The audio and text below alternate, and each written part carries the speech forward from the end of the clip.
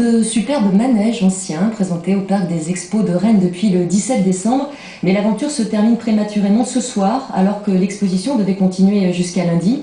Il faut dire que ces manèges anciens n'avaient plus le droit de tourner après la mobilisation de forains.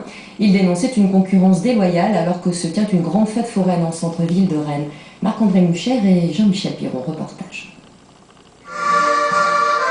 Dernier tour de piste aujourd'hui pour les amoureux d'art forain.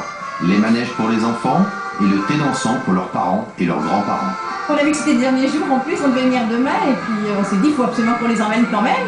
On pensait pas les mettre dessus, puis vous voyez, ça s'est fait tout seul, les gens ont poussé et ils ont pris beaucoup de plaisir à être sur les manèges en fait.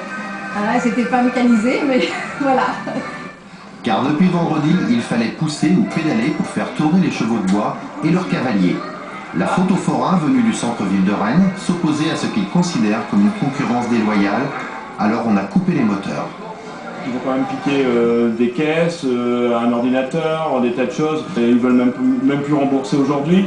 Et la police a regardé, ils ont peur face aux forains et ils nous disent que c'est même pas eux, c'était les gros bras qui étaient venus les aider. Alors je comprends pas. Face à un petit mec comme moi, là il y a une démesure mais totale. Un mauvais coup pour les organisateurs qui ont encore besoin d'un mois pour le démontage. Des frais de personnel, des pertes financières qui ne sont plus couverts par les entrées attendues.